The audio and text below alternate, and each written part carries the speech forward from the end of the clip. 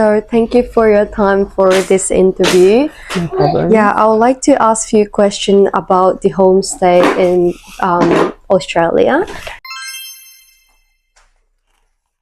Okay, so first question will be, what motivated you to start hosting homestay students? The experience, sort of kind of opening out like our son up to different cultures, everything like that, so he gets to kind of experience like the world as such at home, especially after COVID where you couldn't travel. Kind of just gave him that more broader. Yeah, that's great. Thank you. And how many students have you hosted so far? We've had 4 so far. Okay. And what does a typical day look like in your household? Okay, so I work part-time, my husband works full-time. So depending on like work days and stuff like that, generally Monday to Friday it's always school and then extracurricular activities. So my son plays basketball. And then our current student, he plays tennis. He does tennis practice and he also does swimming lessons. So, and then just kind of general family life, homework, schoolwork. And then weekends, we do a lot of kind of outdoor activities. We ride motorbikes, we do fishing, park trips, theme parks. So we're kind of quite adventurous, but our weekdays are very routine. Yep, that sounds really fun for the weekend. And how do you and students learn from each other's culture? So in many different ways, you know, the humor, understanding, everything like that. Our first students, they were older, so we had 2 boys, and they would they cooked us karaage chicken, things like that. So kind of broadened our range because we're very Australian in our eating. So kind of broadened out like taste buds to Japanese culture, things like that, and just. They teach us, we teach us like all different things. And how do you support students who are still developing their English skills?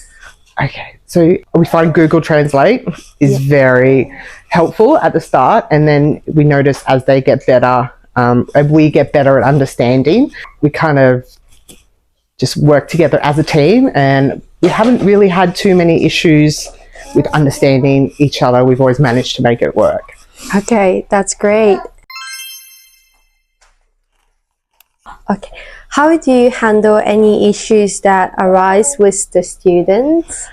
We have been pretty lucky generally. We have had a couple of minor hiccups along the way. I think we're very lucky to have such a supportive homestay coordinator and program run by the school, so that any issues we can reach out, they help us, they help the students, and then so nothing big has, I suppose, arisen because of the support network that we have. Okay, that sounds great. And how do you communicate with the parents? So our first student now is more that we've communicated with the parents. The other times we've had older kids, so we haven't really had much communication. Generally through text message, video call. Depends on what kind of communication the parents would like, but we already established a relationship with our current student's mum when he first moved over. She stayed with us, so I think it's more of a personal relationship than I suppose someone we haven't met before. Yep, okay, thank you. And what do you think are the benefits and advantages of homestay? It might be similar to the first question though.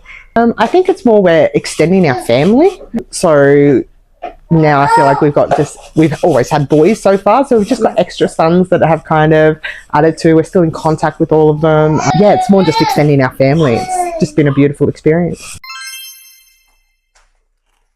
And last question, do you have any messages for parents who are considering studying in Australia for their children?